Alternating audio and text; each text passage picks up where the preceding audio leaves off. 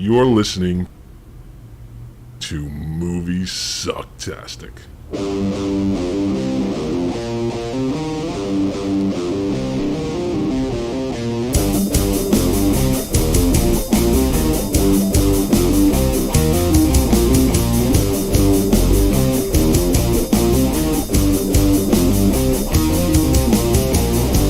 I do not have a vagina.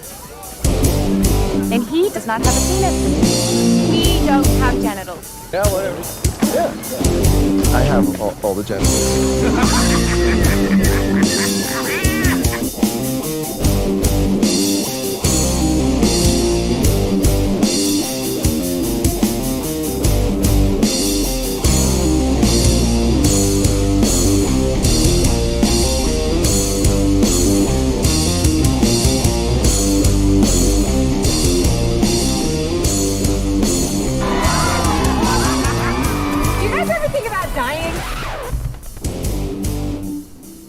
All right, last movie of the week.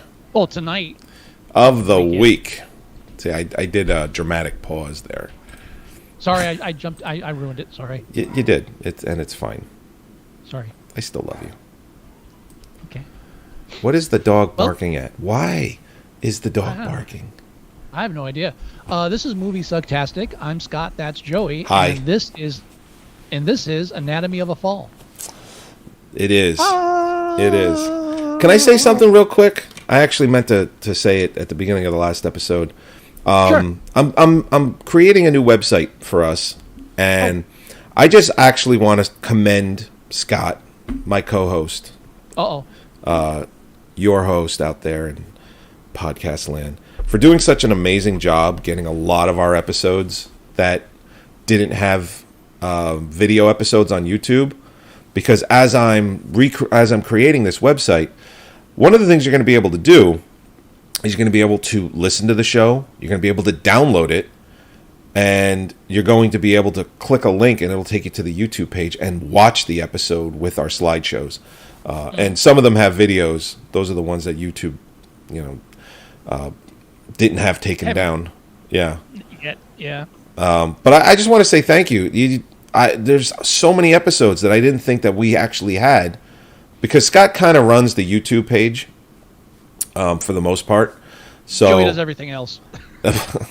I just want to say thank you. It's really nice being able to go there and design this website and actually be able to provide a video link to the episode for nearly all of them.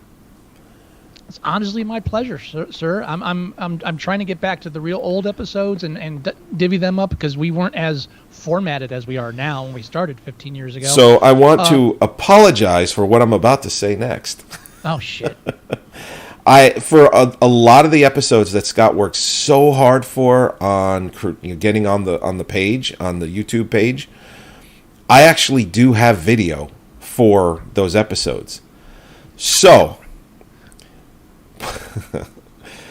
and I actually have software where I can remove the video background and put Scott's slideshow, and you can actually see video of us. Now, this is a conversation I'll have with Scott to see how important that is to us.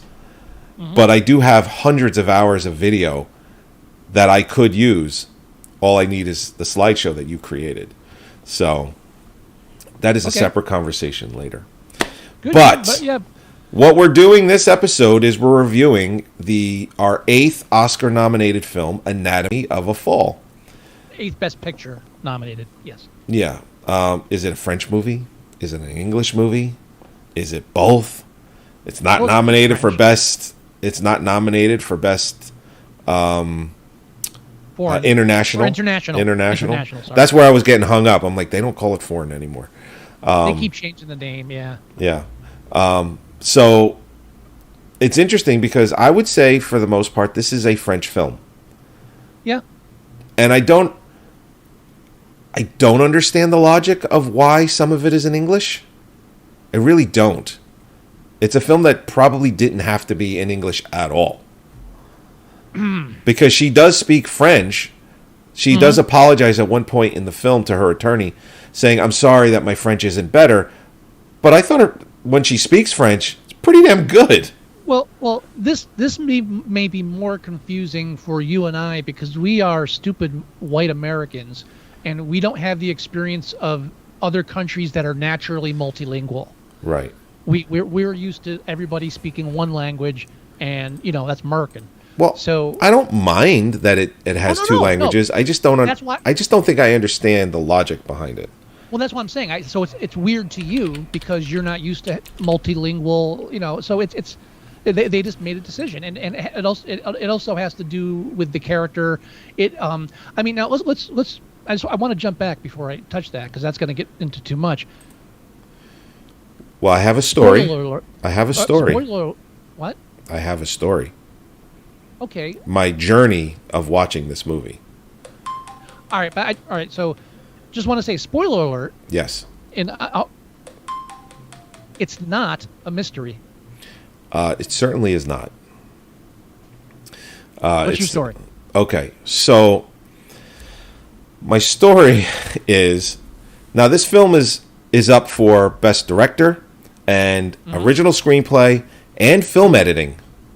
So keep in mind that those 3 nominations take into account my story.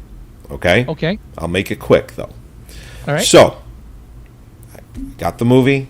I was able to acquire a digital copy of this film and start the movie, and I'm watching it. I'm about 10, 12 minutes in. Did this happen to you too? No. Do you know where I'm going with this? No. Okay. Yeah. 10 or 12 minutes in, the movie starts out with a conversation between her and another woman, right? And it shows... Sorry. It shows her with this conversation. Then loud music starts playing, right? This is the copy that I'm watching. Then it shows a ball bounce down the steps. Dog retrieves the ball. Dog looks kind of perplexed, which is probably realistically the trainer on the other side. Movie magic, right? Dog goes back up the stairs. Then it goes to a conversation between her and or the music gets very, very loud. The music gets very, very loud, and then they, because she's being interviewed, they decide to cancel the interview and do it at a different time. Then it transitions to her and her husband having a conversation in the kitchen. No. This is my story. This is my story. Okay, sorry. Okay, this is my story. Okay. Goes to a I'm going somewhere. There is a transition to her having dinner in the kitchen and a conversation about time, and that he feels that his time is being wasted, and she owes him time. And then after that scene, it goes to black right into the courtroom. Then they okay, well, hold on. So then now there's the courtroom scene, and the judge is talking about how the prosecutor or the chief is there, and she's going to go talk to him. And then the 2 kids come out. They walk into the courtroom. They go and they sit down. And then it goes to black briefly. Ball bounces down the stairs. Okay? It bounces down the stairs. Dog retrieves the ball. Dog retrieves the ball. Dog looks perplexed, goes back up the stairs. And then the entire scene of her with the woman is all over again. And then it goes into the kitchen where they're arguing. And then it goes back to the courtroom. And I'm like, this movie's up for director, film editing, and screenplay. And I'm like, question. Yes. Quick question. Yes. How many times did it loop before you realized it wasn't the film? I'm getting to that. So I'm like,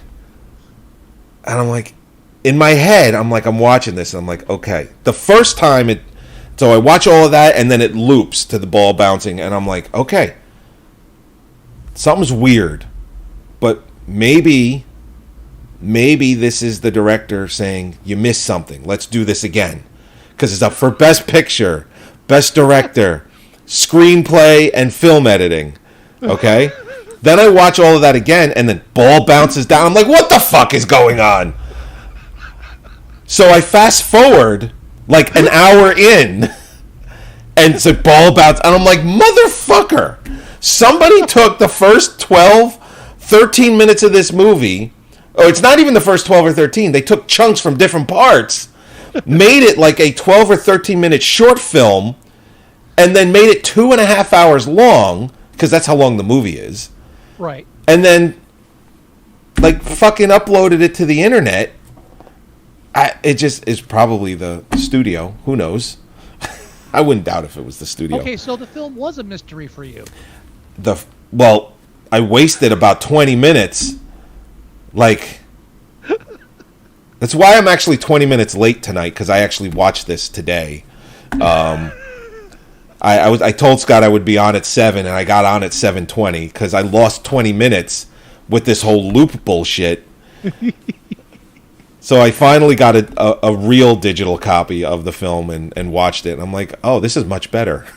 No, the only problem I had was getting a good set of subtitles.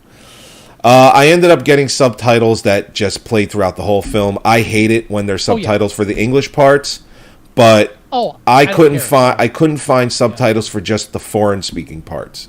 Mm-hmm. I will do that at another time when a better copy is made available. But yes, so that's my story.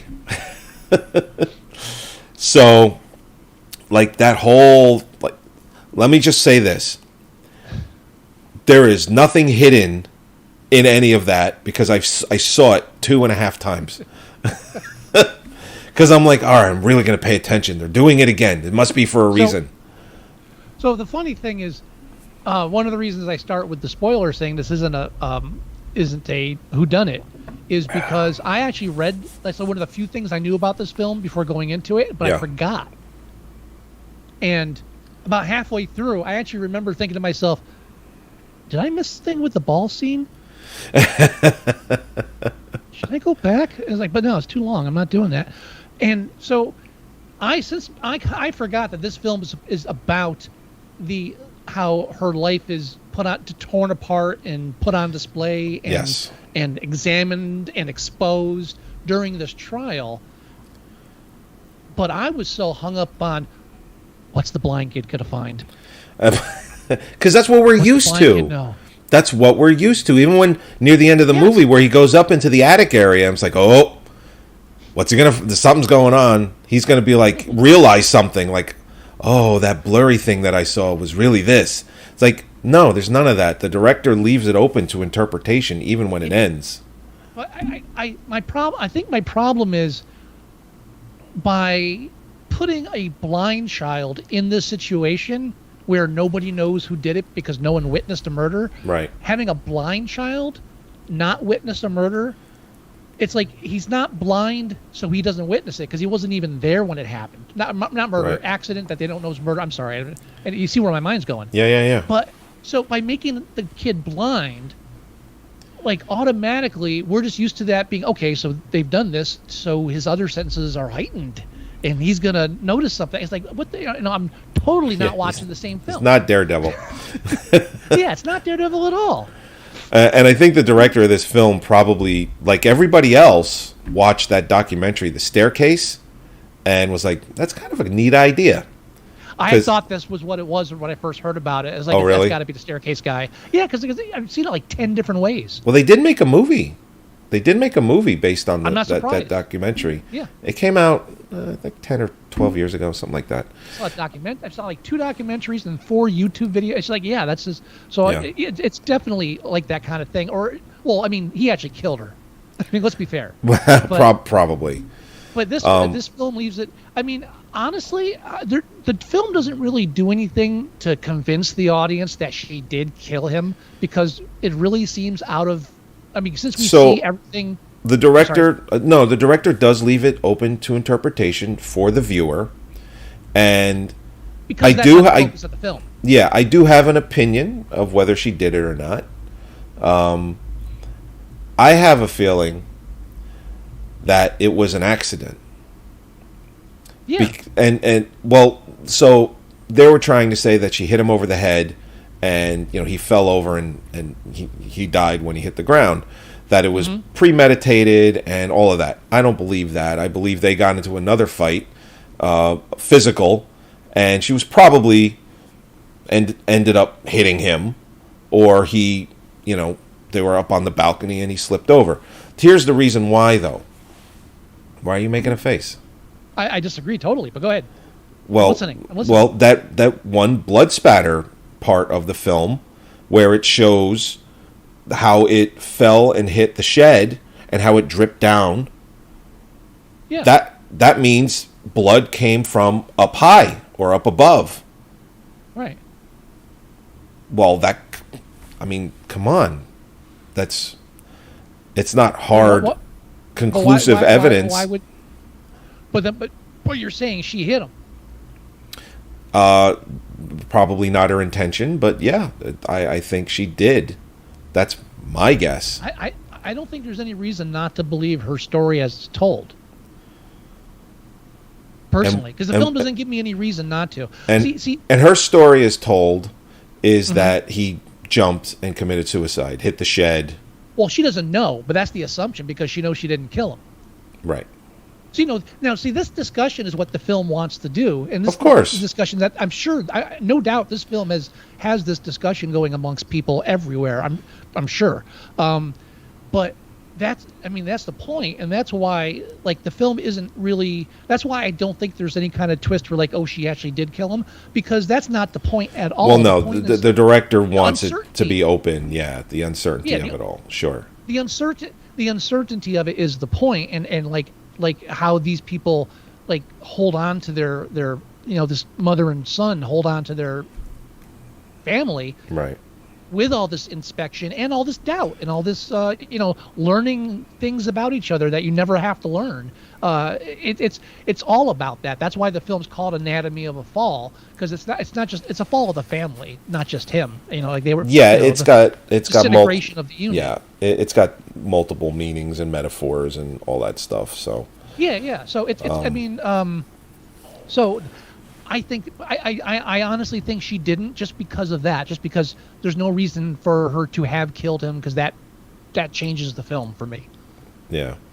I mean, one of the theories is that he jumped, hit the shed, and crawled to his inevitable death.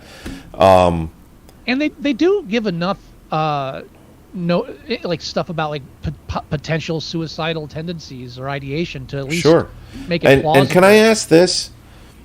Does PETA not work outside the country? I almost turned the fucking film off. Same.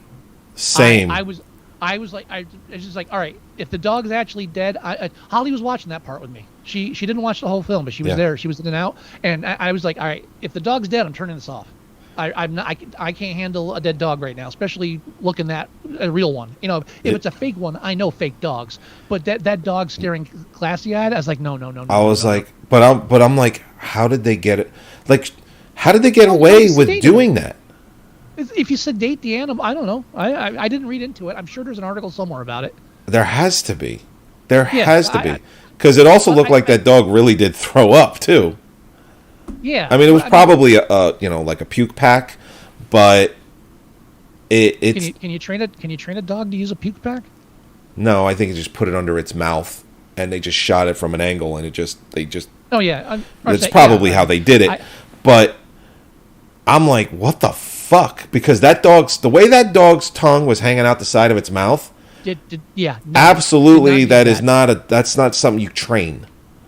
Kill another person. Please just don't fucking start. It was just I was not ready for that. And that's why I'm thinking PETA's that probably outside of their jurisdiction. Probably don't give a shit. You don't think there's a French chapter of the PETA? Maybe they're a little more lenient. No. Honestly, if there was something done to the dog, I think we would have heard about it by now.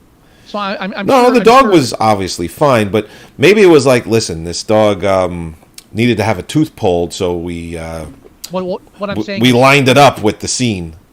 I feel like we're not the first people to see this film, and we're definitely not the first people to have a strong reaction to that dog scene. Yeah. So I feel like if there was anything wrong about that, I feel like it would have been exposed by now. Listen, That's all I'm saying. people were walking out of what was that movie called? The Woman.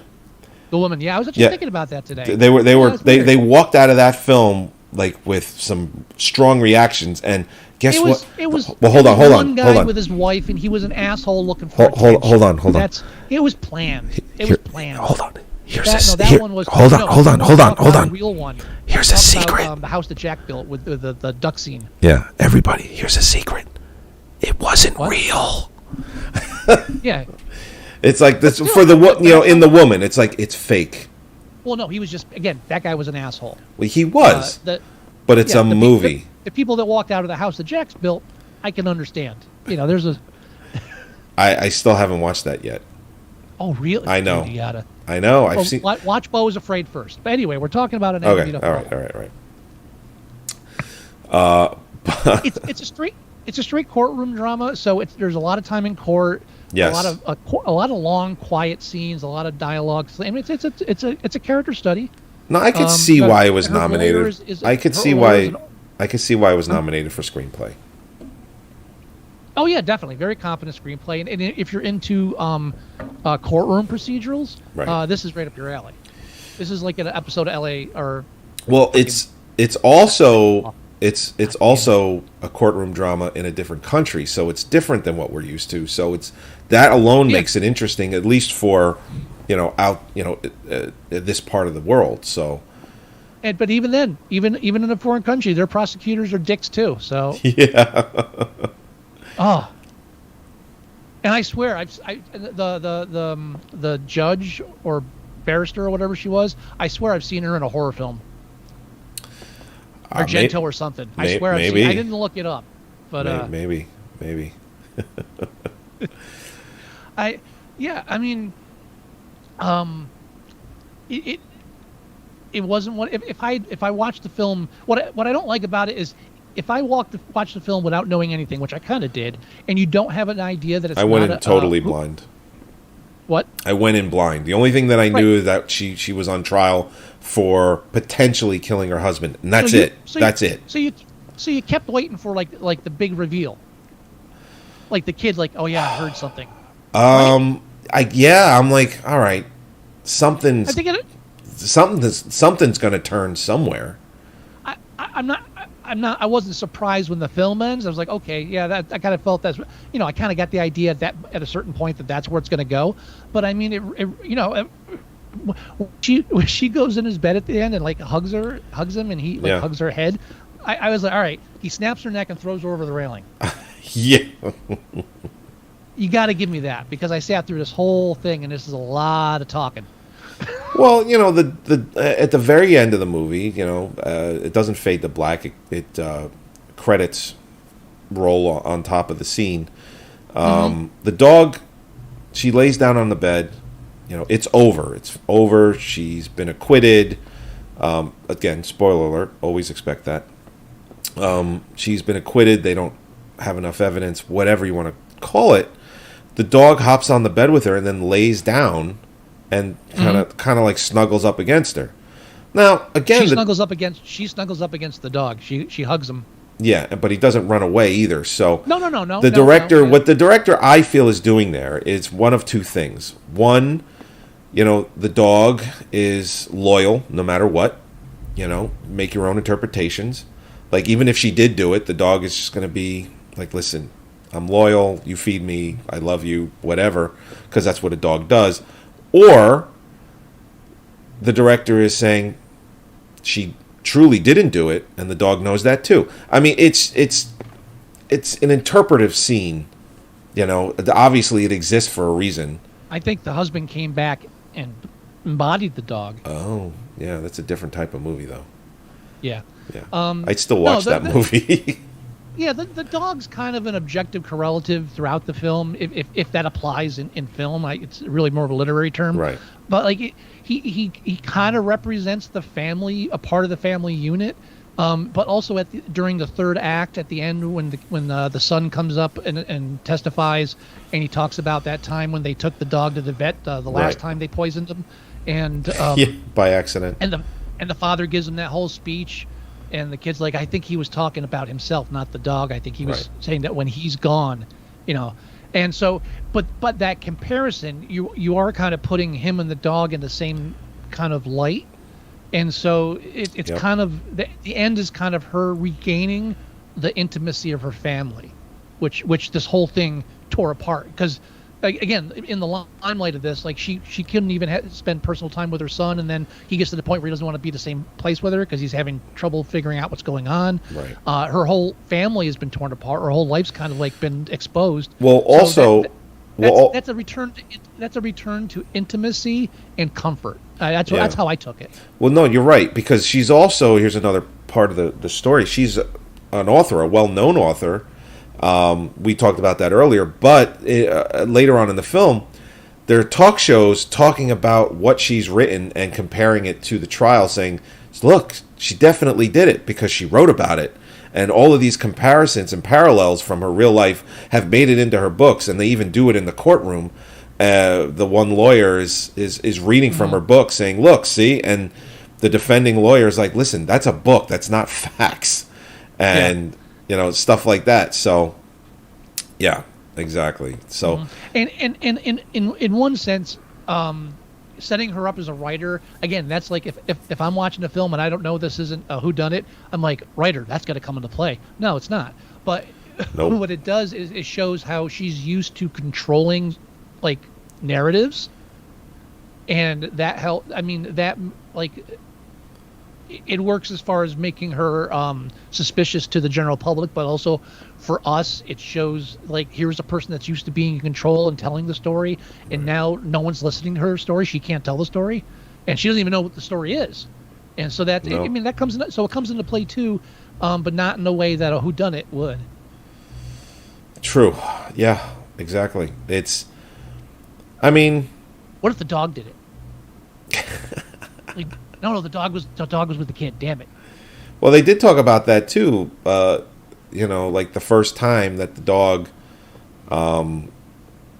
they took the dog to the hospital. They lined up the story of the husband trying to commit suicide the first time, vomiting, and then the dog eating his vomit. Right. Eating his vomit and then getting sick, and they had to take him to the vet. So that was thrown in there. And it was, dogs eat some weird shit, so it's easily written into the script. But I think the importance of having those whodunit elements in the film, though, is to show the audience how susceptible they are to doing the exact same thing that like the rest of the world is doing to this woman. Right. And I think that's important to the film, because if you didn't have that, if you had that detachment, then you'd think that this was all crazy, so there's no outrage about this happening. It's almost like this has to happen. We have to find out what happened. Right. So that does legitimize it in that sense and help us focus on the characters. Right. Yeah.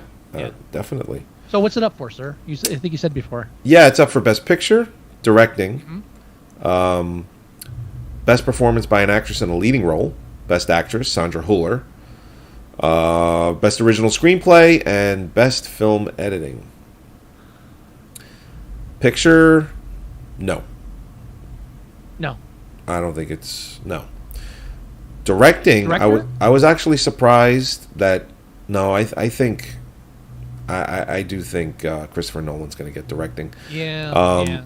But I was surprised that this film, it's, you know how my thing is, it's one of the 5 because directing is there.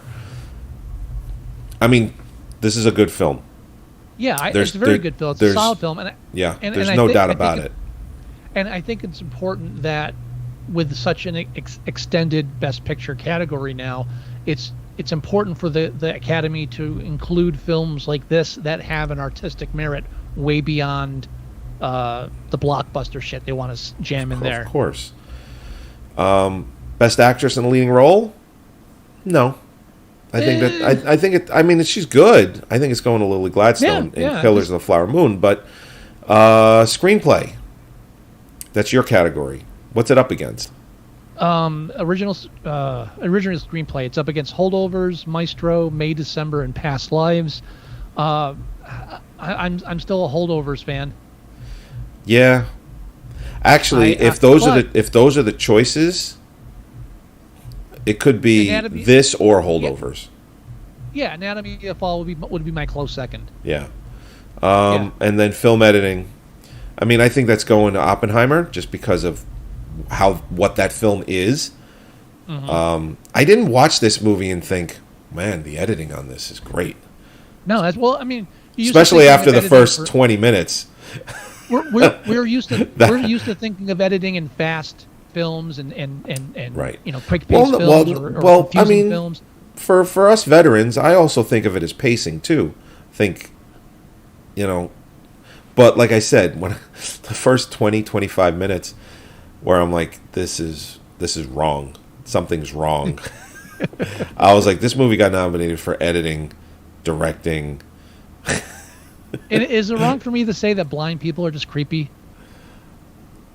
Yes, that is wrong. You can't. Okay, then I won't say that. Don't say that. That kid, they're and he's not completely blind. He's partially blind. That's even worse. When they have the shots of him, like the close-up shots of just him, just staring, you could easily just put like horror music in that. That's fucking like The Omen right there. What's interesting about it is they had some really good contacts for him to wear because you couldn't see the outline at all. That kid scared the shit out of me. I'm sorry. I'm sorry. I just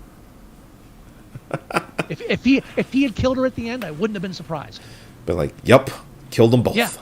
Yes, thank you. Finally, a film goes where I expect it to go. Good film as far as rating it. I mean, on the it's a 7.8. It's such a like a straight, meticulous character study / courtroom drama that I really don't have any notes on specific scenes, except that I loved the blood splatter. Spatter. Expert for the defense. Oh, right. Yeah. The one that was bending over is like, no, not impossible, very improbable. So you mean impossible? It's like, because I the look on her face, I feel like that every time someone pulls that shit on me. There's no such thing as 100. There's no such thing as impossible. There's just very, very improbable. Right. And one thing I noticed. No scientist is going to tell you 0% chance. None. Yeah. There's no such thing. One thing I noticed in this film is no one gets to sit down when they're on trial. Everybody has to stand. So it's like all the witnesses, they come to the bench, or the gate, and they have to stand there. They don't get to sit down like we have it in our court system. I thought that was interesting. Sure. It's like, and when you're done, you don't get to ask. You don't go back. You just stand there until maybe they talk to you again. Yeah, the bleachers kind of setup kind of threw me off too. It's like, not what we're used to here in the States. Definitely not. Yeah. Well, it made it interesting. It was definitely definitely a different perspective for sure. And I also got to say the word chalet. Chalet. Holly's like, what happened to him? Did he get hit or something? No, he fell. So from what? The chalet. Franche bread. Again, what are the only 3 words you need to know in French? Franche fries. Franche dressing. Anybody out there know where I'm doing this from? Anybody? Anybody? It's Pee Wee Herman. It is not Pee Wee Herman. What? We would like to welcome our guests, especially Monique. Better off dead. Okay, our French exchange student. And tonight I've served Franche bread. Mm-hmm. Franche fries. And Peru. Yeah. Anyway. Franche bread. IMDb currently has Anatomy of a Fall at 7.8. Yeah, I don't think this is going to be the first one. Well, we've given a 7. I don't think this deserves a 7. I think this is a solid. It's a solid 8. based on what we've said in the previous ones, this is definitely a solid 8. Yeah. I'm glad it was nominated for a Best Picture. I don't know if it really belongs in the category, but it's definitely an exceptional film. I would recommend it to anybody, but I would tell them up front. I would tell them right up front, it's not a whodunit. I'll tell you how it ends. That's not important. Yeah, right. Yeah, just don't. And also, it's like they should tell it on the posters. Anatomy of Fall in parentheses. She didn't do it. It's not why you're there. Yeah. But I understand it would ruin it, but still, I just feel like that's important. Well, also, it's like don't expect build up music, bellowing music. Don't expect like a really crazy score. Don't expect any of that music? stuff. Was there any music? Not really. No. No. There's no real score. I mean, except for that music that's really loud in the beginning. That's kind of it for music.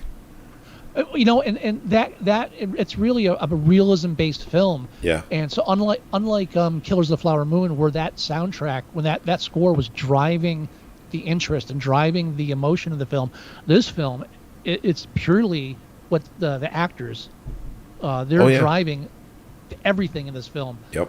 They perfectly guide the emotions of the audience without a soundtrack. Definitely. Yeah, for sure. Yeah. So I would say just for that alone, I think this is definitely worth an 8. Oh, it's a solid 8. Yeah. We're both in agreement. 8. All right. Yes. Beautiful thing. Let's call it a night. Speaking of beautiful things. Yeah. Oh, I had nothing. Sorry. Oh, sorry. Okay. Let's do this. All right, everybody. Sure. Thank you again for joining us for another episode of Moviesucktastic, episode 408. Just racking them up, knocking them down. You can go to our website at Moviesucktastic.com. Listen, download, watch the show right from our website.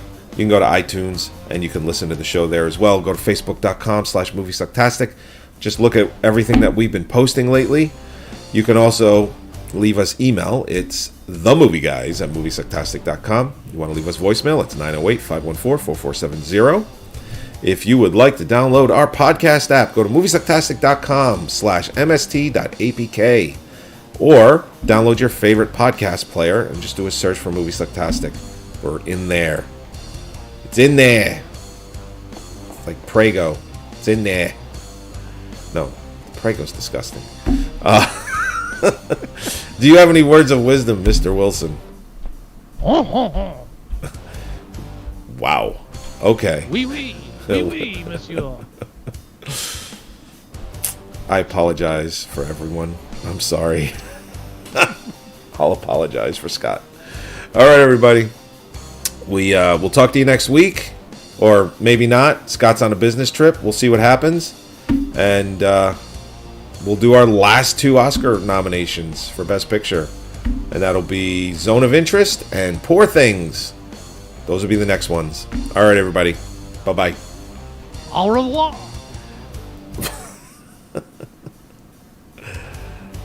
Oh, Mr. Wilson.